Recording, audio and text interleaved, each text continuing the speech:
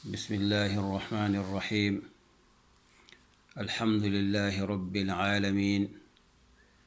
الذي لم يتخذ ولدا ولم يكن له شريك في الملك وما كان معه من إله الذي لا إله إلا هو خالق كل شيء لا رب سواه المستحق لجميع أنواع المحامد، ولذا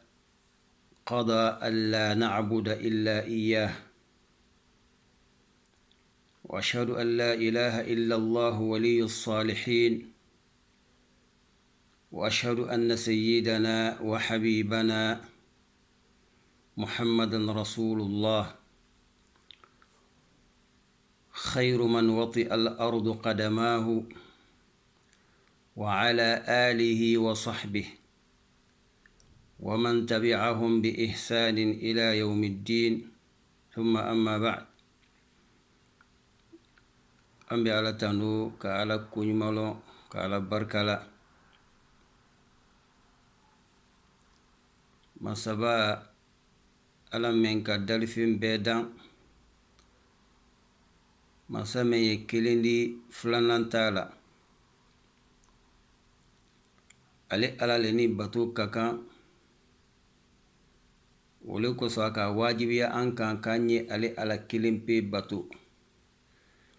ni tunyale ka foko ala le kelempe ka fin be dan fin me san kono ani fin finaye duma fin finaye du kono fin finaye san ni du telaro na soro na ka sabati ka foko ala le kan bela deni dan donc abe wajibiya dali fin bela deni kan ka foko be ala kelempe bato subhanahu wa ta'ala. O kɔfɛ an bɛ seereya ko tigi tɛ fo ala, an b'an ka seereya ko an kuntigi Muhammad sallallahu alaihi wa sallam ala la kiden ne ala jɔn ne ala nabi ɲuman le y'a di sallallahu alaihi wa sallam, kisi nɛma ala ma jirila ɲɛ ala kɛla na ala sahabalu ana mantum bela deni hankata si wuli loma ka kisi nema jiri a bela deni ala mokala badenu bi anye bulughul maram sharuhu an loni yoro mena amina damna darsu kudale mabi fi babi alhayd an ka damna wuluna ka damna hayda babuma darsu damini an ka shaman fo hankana se an loni hadisa worona nebi amena wuliyene wo hadisa e jontadi Anas bin Malik. Anasila hadisa shaman barata manfe amradri kala tarjama fo yoro shamanuno Anas bin Maliki ale ka alla kela akabaradiya ka alla kela fe santan alla kela dona Madina lumeno kabo Makka kana Madina. Anasi abalika anasi bolumna kawadi alla kela ma sallallahu alaihi wasallam aku alla kela marana ndin onesi dima ay kela bara dendi ayila kubbe atu bulu kodo ima kudi se kukula hajudi bla kukula ya ala anasi kala kela ka baradiya kala kela bulu nyama santan kono alla kela ma fama lon kelimpe munaika ninke munaima ninke andirla ko fo darsu tamini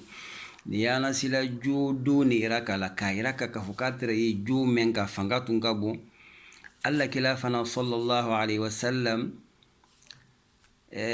aramadin bake nyasu suma idi mone lundoro ila maramo kodo munaika ninke ntum atumanka keta tunga ka keta ne me tanin be kodo alla kela sallallahu alaihi wasallam ala yara kili kilimpe manyesi ni sahaba salman banna ala mala ya fala annaluma alayka ni hadisa la kaliyaku أن اليهود كانت إذا حاضت المرأة فيهم لم يؤكلوها فقال النبي صلى الله عليه وسلم اصنعوا كل شيء إلا النكاح يهوديا لو سلماينا نيكنا يهوديا من سورو مدينة جو من ترولو لا comportement من ترويلا أهم ستمبا هيداي ayla lula meni nala aluma karu karu ambala karu ay lula mbado sorona woye musula kende ya to masrele ira kala o mantam na woro nyam matar su tamninno ayra kala ka foko musu kende donc adi sekala sababu di ni hayda ni bana hayda ba akono bara nettoyer automatiquement période men na to hayda kofe koro oda soron densu prenin déjà ka mani makonom donc wati bede men wodi ashama no 10 jours après haida banko fe wo kela wati di muso kalma kono tala wati mena donc ayamul khisba lo de ma ya fola nyamma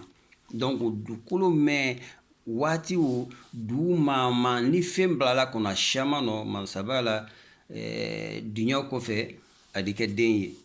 donc so loni kala ka anyini ni muso bana haida la koro ni cheye den koro aji ja haida ko fe han 10 jours bien han 12 jours après a sam suma période nun kono insha Allah na ala sona ma wati nin kono la oda soro densu dala kan hola ma ban fermer la volo parce que dili mentre bola densu kono ka vide ka nettoyer roban bola abra saniya donc ni man yina la dun wati wala no ni keta ni musuta na la ben umi alla kala ka fo nyama sallallahu alaihi wasallam ni wonna la dun hankana dun mani den so kono wati wala shamanu insha Allah dembe la tema sababu subhanahu wa ta'ala donc ni musutun ka haida yi wati wala yawdelu bulu aydi musu abandonné ay dala bo bona kabla kenema kabla kerefe yororo ay tisika accroché ay tisse ñom ma yoro meno ay tisi bunkele na ay ti damuni ke ñom fe donc mso dibla isolement na islamaya na men keni islamaya kairaka ko femme na la ambala kaluma fente ka fo karamadin dise ka mo abandonné mero mo dise ki ba moro femen kuso ko do kote jankaro le yadi na wati sila masaba subhanahu wa ta'ala alayra di dunya musulma kay sallalo wati wala kana sali ay kana sun nala ka keni wati wotamna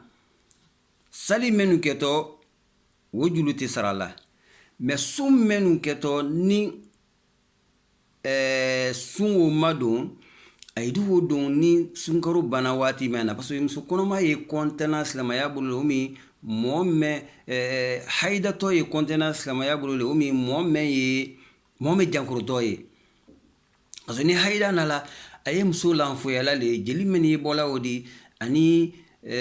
konodi misene meni yala odi masaba subhanahu wa ta'ala kodo sono ya bulu ma aka muso pardonner ka bo bato bela denino watu wala ni sali sila atena sali ke ni sun sila atena sun yanna kasron hiji le kono adi hiji to bela denike fona kela atwafu bil bayt umi anko fo nyamana dar sudu yoro umi meyre ka Aisha soro radiyallahu anha an Allah kala sallallahu alaihi wasallam wa min kala hiji la Aisha ka hayda yana idunte Makka donc kemen kela ka fayna Aisha hamina kela ne malonda ke nyam masinam sutile ndi donc ni afola ne bana maseka hiji agbelela makusobe kela ko ma ko ila hiji tunkum bela denike me kena tawafu ke bona ni ibana hiji la wadi mina la ka ke isaninya la donc idina kana tawafu ke donc aka ke wunyale ma hiji banko Allah gela kabla adwa ke Abdurrahman fe ay wala مسجد عائشة يرومنا نما كي ولا إلى إحرام تلا يبكي عمرة كلا ولا يكوالا finge ihramu tayi donc kana la tawafu ke donc ayo nyalema yahudiya itira kala nyanne ma aydi muso la fili ay te sona ay den ka foyke mais islamaya na la Allah kala ko sallallahu alaihi wasallam isna'u kull shay illa an-nikah ayo fem bela deninke fona kala keni muso yadi cela veut dire ay di seka muso ya la tafsiri na bana la tafsiri la donc ka temala la ja fem fina yi sanfɛ ile cɛ aldahaniye ka fɔ k'i ye tulon kɛ a la ay di tulon su bɛɛ lajɛlen kɛ ay ka mɛn lɔn mais kana se du ma le silamɛya ko le haramuya ka muso to haydaro wo hadisa rawahu muslim ne ka ni hadisa la kali hadisa uromlana fi bab al-hayd an aisha radiyallahu anha qalat hadisa nimna la amba aisha mayko alama la ya falama عليكو كان رسول الله صلى الله عليه وسلم يأمرني فأتذر فيباشرني وأنا حائض أم بايشاكو قال كلا كيسي نما على مجيد لاني كلا ترى علي جمارلا ناتر حيدر واتي منا أدافع أيشاي أتماسيدي أيالا تفسيدي كاروجا دون الله كلا دي sema yubashir mubashara meni uteka funyoyate aidi manyona kanyoma tulun donc embrassement ni fin wulu karisi wudon aisha la yini wuledi donc wala ko sakuku ya amuruni fa atadir dinna ta face di kan teroja donc après hine kala bake matulun ni fin men kala andu ke fa yubashiruni wa ana haid donc adul beke kasoro ni haidaro donc slama ya ka menna daha jena musu telaro naka ke haydaro wuliyeni matuluni ni sumbuli ni fen wulu aydo wulu beke mais kana si duma nya susuma mais ni le chemen fana ka lon ka fo kutolo wutan na sela kuniro bayima ba bela denina ha ibala tele saba umi han tele sin haydala watina na sanyala ko fe iba ke men kala ko fe idoge hadisa mer muttafaqun alayh حديث متنو لوي عبد الله بن عباس لا حديث لدي عليك ودي الرسول الله صلى الله عليه وسلم في الذي يأتي امرأته وهي حائض قال يتصدق بدينار أو بنصف دينار donc ni حديث من عبد الله بن عباس قال لك صلى الله عليه وسلم أكو مولا كودو مومن يسلا أمسو مكاتو حيدارو donc kati di dinar kilinke saraka di ou bien ka dinaru tala kadu ke saraka di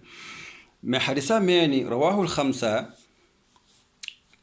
kitabul lul kani hadisa la kali wa sahahahu al-hakim hakim ka hadisa ke sahihu di wa ibn al-qattan wa rajjaha ghayrahuma waqfahu mais ayyon bade ka hadisa ke mawqufu di abdullah ibn abbas kan cela veut dire hadisai abdullah ibn abbas kuma kan lakinna laysa min qawli sallallahu alaihi wasallam donc kuma men foni ni mo men c'est la parce que ma ka haramu deja ko mo kina sim suma ka to haydaro uma alaka fonya mako yasalunaka anil mahid qul huwa adan fa'tazilu an-nisaa fi al-mahid ولا تقربوهن حتى يطهرن فإذا تطهرن فأتوهن من حيث أمركم الله donc silamaya ka haramuya ka fo ko mo kena se imso makatu hayda periode kono donc ko kosol ya de ay may bo ay muso ila kay to ni wati kono nay sanyala wati mena ayena alula ala na e jamala ka fo kayna yoro mendo no yi nyefeladi donc silamaya ka men fo uleyeni donc ni mo men ki teusa kana muso makam sutu jeli woro kam sutu kosoro kunku nyumano wala Abdullah ibn Abbas ka wo hadisa la kaleni ko Allah kala ko sallam kuni momen ka oke ye dinar kilen ke saraka di ou bien nisfu dinari talaki o ke saraka di donc hadisa ni kuma yaro lon gele shaman ka iraka ka hoko hadisa ni Abdullah ibn Umar ira la hadisa ledi hadis la yasil ila darajati al marfu ila rasul sallam donc adana lelema amasi Allah kala ma korota ka se kelama donc akela hadisu mawqufu di hadisa kono donani babu la wi hadisa abi sa'id al-khudri wala hadisa leni akodi قال رسول الله صلى الله عليه وسلم الله كلاكو نمان كسياني أليس إذا حاضت المرأة لم تصلي ولم تصمي يا لا حديثني حديث جاندو لكونو نينني كما جبيليني كما دول فانا الله صلى الله عليه وسلم نينكالي كلا كما نملا نينما كلا بنا كانين كي كما وجبيدي نكورو مني دي فولو كلا كوكو يالا نمسو كا حيداي اسكي مسوتنا صلى بيو كلاما ati sunna umi beyo kalama nyamma donc hadisa laba munedi wole ko fadhalika min tamami nuqsani diniha parce que comme atena salla atena sunna ka to periode nu kono wole yi ala dina nasiri hadisa yere la siri munedi Allah kila ka fo hadisa jando lila ko المرأة ناقصات عقل ودين donc ما رأيت استغفر الله كما فيني ما أما فيني مسو حنكلي لناسي tellement que muso hankili nasi no mislamaya ka fo nyamma ala dina fana nasini me kalawo kan ayesela ka cebakoro na hankili cebakoro na sanfa dufa ay do maîtriser koro ka ke ay sawodi egay donc Allah sallallahu ala hadisa men fono di ka foko muso hankili nasini ala dina fana nasini muso do yika nyinikali ke woloro kela an hankili nasi ani ana dina nasi u masurani munife sisa Allah kela kwalu nyana wule jebi na la hadisan kononi komi mbra falu nyana ka fonga ila dina nasi ni ay hankili fana nasi ni donna donc kela ka a falu nyana ayina wunyi ni kali kela mune ko son wukeni kela kwalu nyana ku yala ni ay dro kelen ka haydaye ikalo aydi tele demando ke ayti salla bon ayla salibalia wati wala chelu yi profiter la ka alabato 24 heures sur 24 donc farida kanafla la wikan ulu wato wati men que la saliro donc automatiquement oui ditami ayla bato yororo oui dio barayi fara ayla barayi kodomanka donc alu ay wato wati men si que la non seulement malgré abarite na sebela alunye julmu fanati donc obraken nasi dodi chelu bara ay dan yororo hakiri la nasi yemunedi ni sereya ko nala sereya men fana deni في الاموال sereya men deni في المعاملات الماليه وفي الاسواق sereya men deni wila donc sariya ka ayira ka kafoko muso kilin magan ka don sereya romi je nyamma parce que silamaya kono silamaya kala da hali ni siriya nala ko do bake ku ka ka siridi chefla ni chefla masoron wati mena kekele musofla kuma la ka fo nyamma ku wastashhidu shahidayn min rijalikum fa in lam yakuna rajulayn farajulun wa imra'atani mimman tardawna min ash-shuhada li أن تضل إحداهما فتذكر إحداهما الأخرى donc ala ko koni siriyan nala siriya men wudi o manga fo nyamma modu waka juluta ayina jula do soron nyafe yin juludo wudi do la hanko abla karo hakenina donc wudi julu men tatodi moli kanka ke siredi umala ka fanya nyamma suratul baqara rabbana aya men jama katam krona aya bekan juluku alaka juluku aya juluku detaye wuli kono ibake juluta la moma na kala juluku mbaludi kuma resane julum sene me dala nyom mani donc kote do na sanna ima sisa donc a y'a fɔ fakar sa n julu dɔrɔmɛ bilo la sani se ka na kiliya na bila ɲam ma après ni la wari di ma o julu misɛnnin ko tɛ mais n'a kɛra julu de di julu n'a di kunbaya a ye sɛbɛ ça fait waati fɔtɔ a la ko k'a sara nin waati ala ko k'a ɲ'o sɛbɛ mɔgɔ bara na ko k'a ye 5000 julu don julu tala i ma ok ma ban mais an ye sereya lo bila la o ma ala ka fɔ ɲam ma donc a ye di cɛ fila ɲini lananteya mɔ fila o di na a ye na kana kɛ sere di n wɔtɔ fakarisa juru la donc a ye de ye an sere di ala ko cɛ fila le fɔlɔ ɲini fɔlɔ n'a ye ka cɛ fila sɔrɔ alhamdulillah ni cɛ fila ma sɔrɔ donc ko cɛ kelen ani muso fila munna parce que ko muso fila kelen de se ɲina la tɔ keleman da rappelé k'a fɔ fakarisa an welela juluko mɛn ma wolo ou bien karo tɛmɛnen ou bien san fakarisa an bara wele kiti ma k'a ɲɛ wa sereya la lɔ donc ni dɔw ɲinanin tɛrɛ dɔw bɛ se ka tɔ keleman rappelé la a ye bɛɛ duwa automatiquement ka wa kɛ sere de ou bien ala ɲina ye fɛn ɲam ma parce que wodi ko ye fɛn mɛn de dunyɔrɔ tɛ sini ale le ma i ma ye ala ko wala tu'tu sufaha amwalakum kai kana yɛlɛ nafolo ta k'a di nalomalu ma parce que ni ka fasa mɛn ye dunyɔrɔ tɛ yɔrɔ adamaden dunyɔrɔ tɛ yɛrɛ waɲa yɔrɔ wole ye nafolo de donc nafolo mɛn o di tulonkɛfɛn tɛ o de kan ka n'a di nalomalu ma donc an ba kɛ a ye harijɛlamɛn na an y'o kɛ mais kana wodi to naloma bolo a ye ila nafolo la tiɲɛ donc ni julu aya nin kɔnɔ ala ka yira k'an na ya ayyuha alladhina amanu idha tadayantum bidaynin ila ajalin musamma faktubu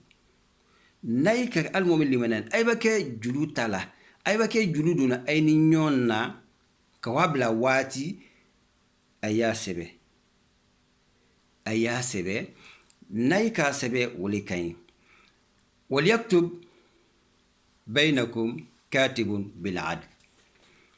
a ye sɛbɛnla dɔ wele a ye comptable dɔ wele o na ka na a ye la julu sɛbɛ a ye ni ɲɔgɔn tɛ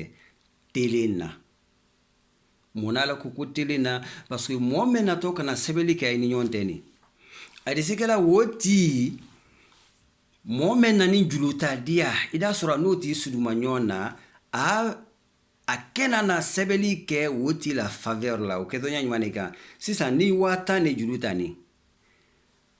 ale bara wuli k'a na sɛbɛnli kɛ 1000 sɛbɛ waati tɔ keleman ni y'a fɔ a ɲɛna bɔn i jija ye 1000 sifuru 4 ne o de 04 ne o de i ye 0 kelen bɔ a la a kɛ 1000 de i ye 1000 sɛbɛ i b'a kunfin gansan ne donc a tɛna nala lɔnna donc n'o banna sɛbɛ la an da signé k'a fɔ ko 1000 ne mais 1000 ne sɛbɛ ni sɛbɛ kɔnɔ donc sɛbɛ la bara janfa kɛ donc ale bara négocier mɔgɔ min na julu ta la sa ale de se ko o de sa ale la diyala ɲama kɛrɛfɛ donc ala ko sɛbɛn la mɔgɔ min wɔtɔ sɛbɛnli kɛlɛ ni ɲɔgɔn tɛ a y'a sɛbɛn ani ala tɛ la a y'a telin a kana na janfa tɔɔrɔ ni ɲa susu ma donc telendiya min fɔ ni o le ye ni bon parce que ni julu sɛbɛtɔ mɔ fila min ni ɲɔgɔn tɛ ni kunfin na i tɛ sɛbɛnli kalama directement ni 1000 kɔni yɛlɛmana ka kɛ 1000 ni kalon خسارة دانودي ولا يأبى كاتب أن يكتب كما علمه الله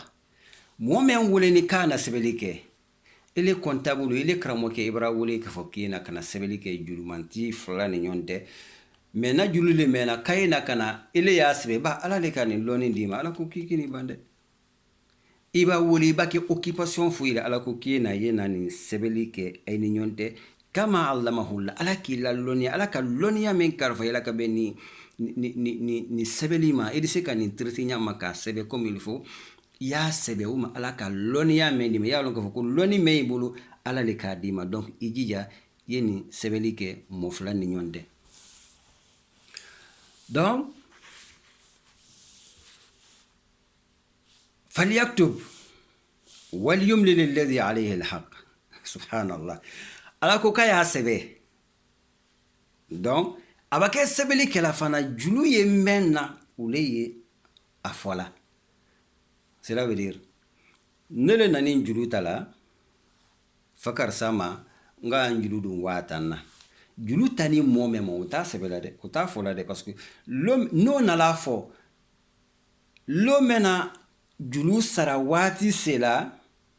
julu manti disi wolola ka ko non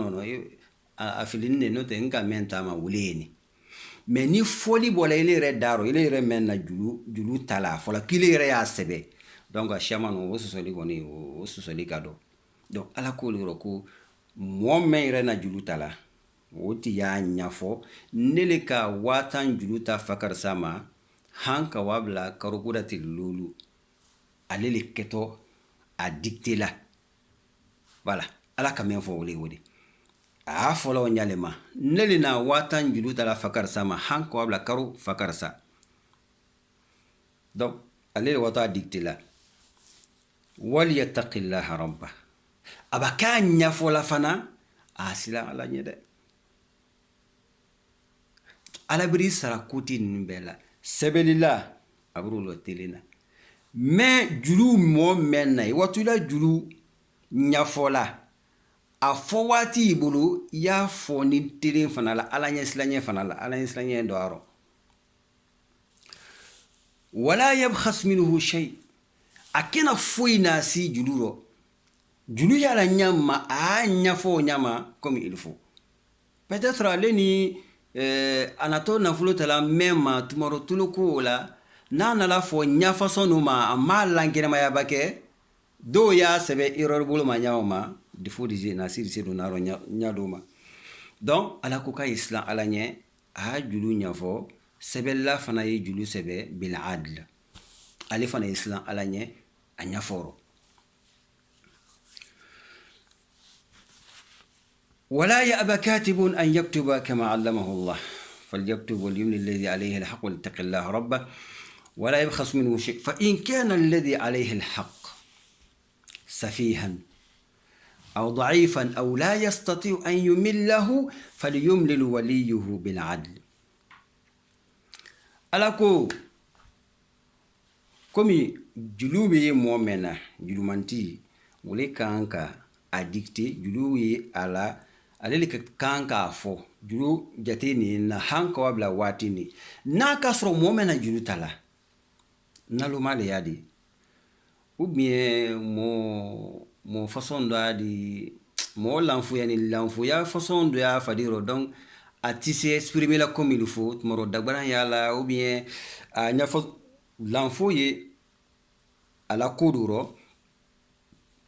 ou bien arrête tissé a julu dicté la le sa adi sebela nyamma ala wali yuyena weke a fobadi ça fait ala koti do yena a frel do yena ou bien falaka do na a fo bon mbade ma fakar sale na julu tala fakar sama hanka wabla karo tele jateni toujours ay le kanka fo sebela fana da sebe subhanallah yani ashya daqiqa jiddan ما سبا سبحانه وتعالى والله أنا ديت ما من دلام ما surtout نفلو كو كنيا دو كان كلا تامنيا ما كان كوي كنيا ما والله نانتو نالكو إذا أنا كوب بدي من كسرني دفوق كلم بيتي أنا ديوروتي كويسر كتر كياماما ما سبا نينترفين أرامدينا كوب برو نادونا نفلو إذا فكونو كو سافي دوبرتي وكوفي نادونا مسوي تاني مسوي فناني نيونتي aramadin na jurote kenya subela den subhanahu wa ta'ala masabana lakana intervenir ka alabla na anka ke nyamma naika keti ayla dunya here uluro kema here uluro tibai ça fait problème chaman na labi moyisro na fuluko ni fin nobi memba judu mena tisrala donc oui bola ko misene faso ala ko kanya sebe an go nongu confiance ya ba lana la ansantani barala nyon veni fu idi la million takada o manda ka sauda tika fui kala siriyati fuite ya donc ibala la nyanyaka ala liku kaya sebe madama ni julu tatole kabla hawati julu msene mene kala ni nyonte julu don kemela nye fokarsa nyana kilia nabla aprendi tadi ala kuku gote akofo ayala bana mais nakela julu kumbale di a wato sɛbɛla le ka han waati a juru kan ka sara fo kɔfɛ le k'a y'a sɛbɛ a ye seereya kana dan sɛbɛli ma de a ye seereya fana labɔ a la cɛ fila muso kelen ni cɛ fila ma sɔrɔ cɛ kelen muso fila munna ni muso dɔ ni ɲinala a tɔ kelen ma ni se ka rapele tɔ kelen ma ni sa fala fa karisa bara in na an welela procureur bolo mina kan ɲɛna kana kɛ seere de fa karisa ka julu dɔ ta a jɔnkɛ ma nkan wele ni ne yɛrɛ tun bara in na bala an wele ni an kan ka wa wele siriya lalodiya ala k'o le fɔ an tadalla ihdahuma fatudhakkira ihdahuma al-ukhra donc ala k'o le fɔ donc ni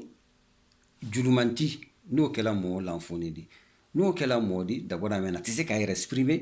ala waliyu do na ala koti do na men da remplacer o y'a ɲafɔ o y'a dicté à sa place a y'a fɔ fa karisa le ka julu do an badema fa karisa la han ka wa bila karo tele jateni sɛbɛlila fana da sɛbɛ o ɲama donc wasashhidu shahidayn min rijalikum donc an ban santere wala ɲafɔlan sa kay seriya fila labɔ ay cɛliro cɛ fila kɛ seredi ni cɛ fila ma sɔrɔ cɛ kelen muso fila de na kana kɛ cɛ filanan dafa di cela veut dire muso fila de kan ka bɛn cɛ kelen ma siriyarɔ fil amwal في يعني في المعاملات في المعاملات المالية في نابن تونا فلوكوما ني سيريا برانا كوكالا سيريا دون سيريا كان ينين كفوكو جيف لا لكان كسيري دي نو ماسرو دون تشيكلي مسوفلا ابانكا كو كون فنافو دونك يرونو مستشرقون mɔgɔ minnu nana silamɛya karanna ka ban ka kɛ silamɛya juuli ka point faible dɔ ɲini sɔn ka dalilu dɔ ɲini a ye se ka silamɛya kɛlɛ wo minnu na olu y'i bolo kɛla nin yɔrɔ façon de le la ko silamɛya na muso tɔɲɔna ko silamɛya min telen muso ni ɲɔgɔn tɛ o ni aya mɛn nani ko arrijalu qawwamuna ala nisa'i bima faddala allahu bihi ba'dahum ala ba'd wa bima anfaqu min amwalihim fassalihatu qanitatun حافظات بما قانتات فالصالحات قانتات بما حفظ الله واللاتي تخافون نشوزهن فعيذوهن إلى آخر الآية أي بولكلاني آية فصل لكو سلاميا ماتلي جيني مسولين يونتي كو سلاميا كاز جيلاف سيا كتام مسوكا parce que déjà مسوف لورا كي o bɔra bila cɛ kelen place la bon kela don k'a kun fɔ a bila ni kuranna yɛrɛ k'a kun fɔ k'a bila ni kun mɛnna a k'o fɔ hadisa mɛn fana y'an bolo ni sisan o fana bana k'a yɛrɛ ka ko nasi mɛn ye muso hankili rɔ parce que a dɔ de ɲɛna dɔ de se ka dɔ rappel o ma ala ka fɔ ɲamma donc a la diina rɔ komi a ye sali dɔ i bila la wule ye différence ani cɛ tɛ donc ni cɛ kala sali wulu kɛ complet directement da ye a bara iti si kanya la donc n'a fɔla ko nasi yɔrɔ min na wule y'o de mais a y'a mɛn nani k'a fɔ ko cɛ le lɔni muso la kulu kɔrɔ cɛ le lɔla baadi kawamun ça fait ko n'a kan ka kɛ lu kɔnɔ cɛ le kan k'a ko décider voilà donc o mɛn fɔ n'o di ça fait ka pouvoir di cɛ ma lu kɔnɔ ka cɛ kɛ lu commandant de ale kan ka lu gérer ale kan ka jamarili di ale kan ka ordre di ala juyi kafiri nani kana du yɔrɔ kɔnɔ ko la buda min al musawati bayna ar-rajul wal mar'a donc ay maso ma ko fu ka cɛ ni muso de la kanya ko bedo al ko kala ta mero kono ko ay maso ma donc ala na men fola ko ka place wole di cɛluma ka bɛn kun fila ma bima faddala allahu ba'dahum ala ba'd ala ka cɛ dolu la saya cɛ bɛ fana tɛ de cɛ dolu la saya ka taa muso dolu kan wa bima anfaqu min amwalihim ani cɛ in na dépenser men kɛla ka bɔ ay la nafolo yɔrɔ cɛ le wudi bɔla ka muso furu kala dɔ la lu kɔnɔ cɛ le dépenser kɛla muso la cɛ le lɔni muso la ko bɛɛ kɔrɔ cɛ le kan ka dépenser kɛ muso den na n'an nana règle générale kɔnɔ silamɛya kɔnɔ kan ka kɛ ten cɛ le kan ka bɔ ka wa ɲinini kɛ ka na di lu kɔnɔ ka denbaya la balo ka denbaya la entretien ni fɛnw kɛ donc ni foyer o kɛla k'a fɔ ko kun t'a la ko a dirige la ka bɔ côté bɛɛ de la a tɛna nana sira bɛn na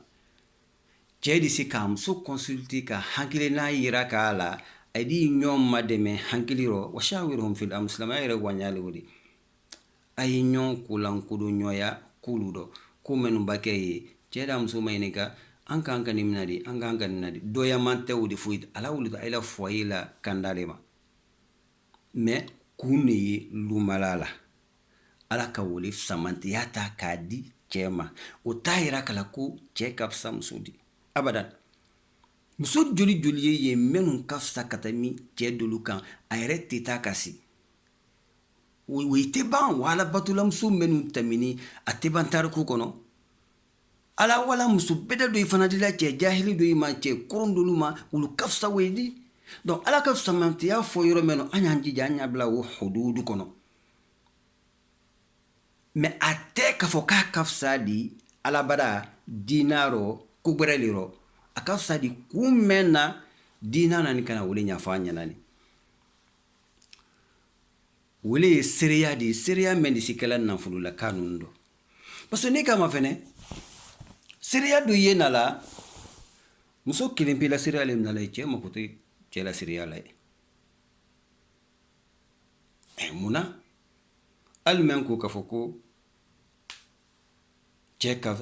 ka fisa ka taa muso kan muso kelen pe la seereya bara wasa kɛ ala k'i wasa ko muso kelen pe la seereya la yɔrɔ o yɔrɔ a ma ko ma kɛ cɛ la a yɛrɛ ma ɲininka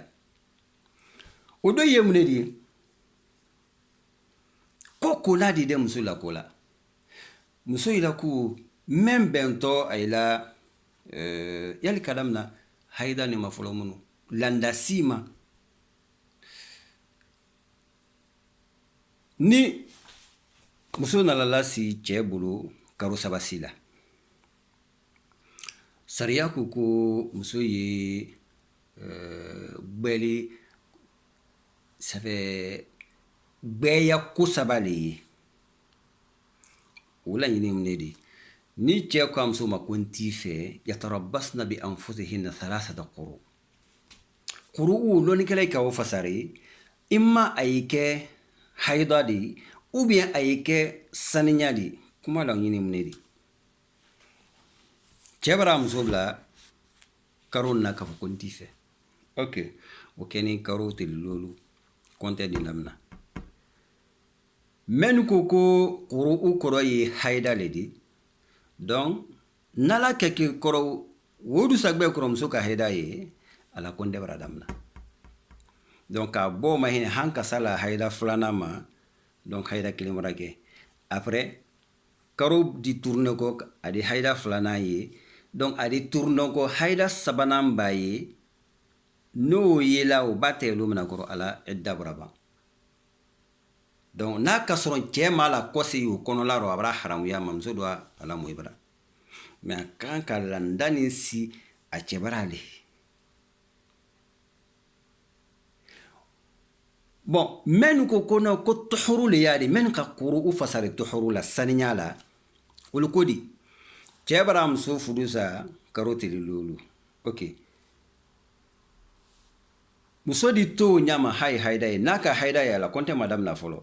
a di continue haida o ye ban waati min na ni haida o banna a bara don saniya mɛn na o de ala kɔntɛ damina to saniya o de ma donc a bara kɛ saniya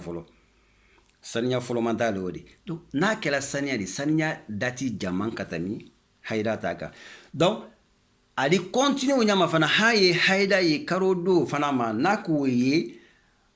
ala kɔntɛ ma se fɔlɔ mun na ha a ye o koli kɛ ka ban a ba saniya fana ala kɔntɛ bara damina donc saniya kelen bara kɛ a di tourne fana han kana se saniya filanan ma han saniya sabanan ni o bɛɛ kɛla waati min na cɛ ma se kala kɔse ye o kɔnɔla rɔ sariya di fudu wuli ka bɔ ni ɲɔgɔn tɛ mais a ye période min na o de tɔlako raji'i le o de sɛbɛ cɛ droit k'a lase o période kɔnɔ parce que ala ko fudu ye sala siɲɛ fila le a tɔlako marratan silamɛya sariya kɔnɔ tolon kote de k'a fɔ ko n tɛ muso fɛ ou bien k'a fɔ fɔli ɲarɔ fɔli ɲa mɛn da yira k'a fɔ ko orphan k'a fɔ ko fudusa le a laɲini fudusa le di n'o kɛla kɔrɔ n'a sabatila k'a fɔ ko ile kolo k'i tɛ muso fɛ a de kɛ wajibi di i de mɔgɔ labɔ seereya ma fa karisa n bara muso la si karo saba siri dɔ donc muso da la ko n tɛ damina kɔnte mɛn na na kuma laɲini mɛn de a lɔntɔ di k'a fɔ ko muso bara a lalola n ye a m'a ye fɔlɔ minnu a bara saniya a ma saniya o lɔnniya y'a kelen ala ka o confiance ta ka o da kelen pele ma cɛ i tɛ se bɔla o kalama i tɛ se ala fɛsɛfɛla ɲagbɛrɛ si ma donc ala ka o kelen pe ta o ta ka o confiance da kelen pele ma kelen pele de so gere la n'a k'a fɔ ko ma koli ye fɔlɔ minnu obligé de kuya ta ka de ta ni ka wa sɛgɛsɛ ɲagbɛrɛ si ma donc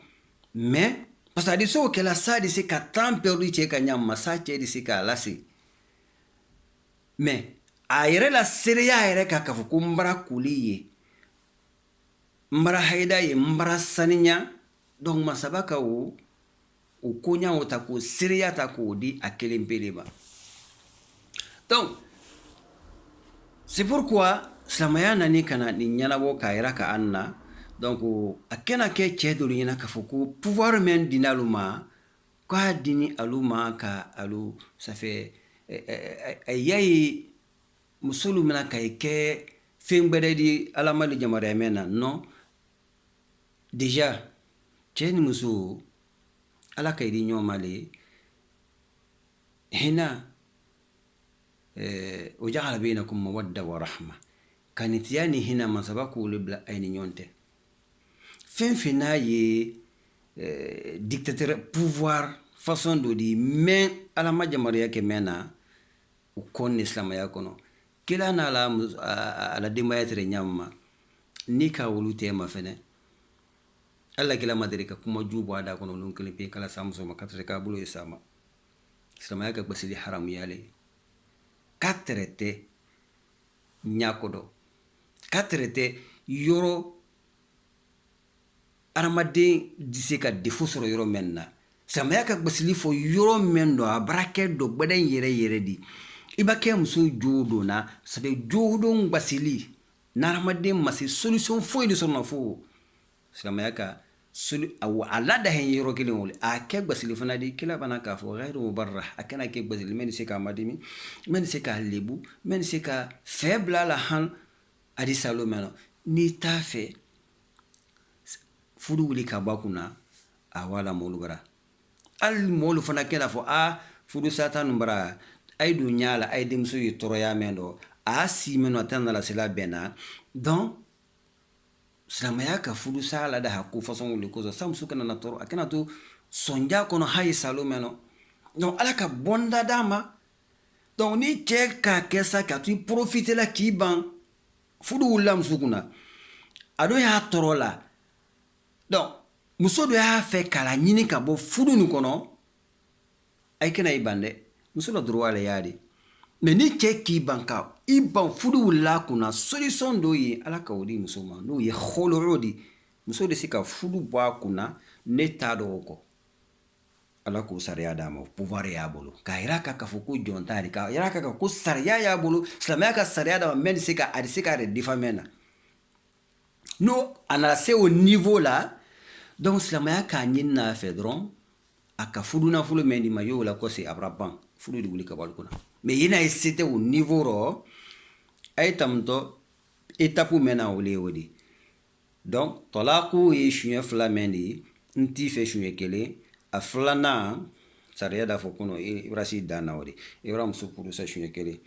a b'a la karo saba sili kɛ a b'a si karo kelen a di saniya karo fila a di hayida ye ka saniya karo saba n'a ka hayida ye ka saniya i ma se kala kɔse a b'ara haramuya i ma tu'tabaru talaqan ba'inan donc a b'ara haramuya i ma o a tɛ bɛn k'a fɔ k'i y'a fudu ko fo ni muso wala cɛ gbɛrɛ y'a fudu o y'a fudu sa après hinɛ ile de se wala hinɛ ka woro labɔ a ko kuda kɛ k'a fudu kala don lalu kɔnɔ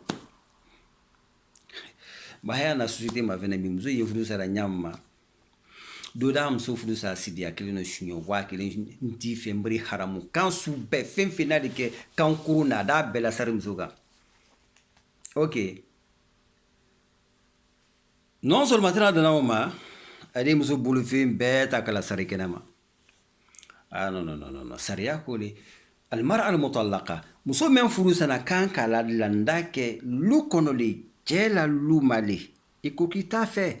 lom tala amra so masara ko amra accepter abra konte kun kibri muso furu sa me awato landa sila ila bon kono yeni adaro be ida balu ka fadia bo adala be nyana ka ko fembe adila sa ida ya yenya be mafu atena buna sile bara haramu yani nyonte même so dala ku be ke ala ko ka ala landasi ila bon kono سبحان الله منا لعل الله على قولي لا تخرجوهن من بيوتهن ولا يخرجن إلا أن يأتين بفاحشة مبينة نزولوا أي كان إلى ويلا بونا أي توي أي لا لنداسي إلى بونا لعل يني أي باندي لا لندالا واتي من إلي هنكلي ورا يلما تمرين أفضل سلاو لهم من لما دميا لما lerkilin ko fi koro iji subra finge wala la kuma nin talanna mala ulama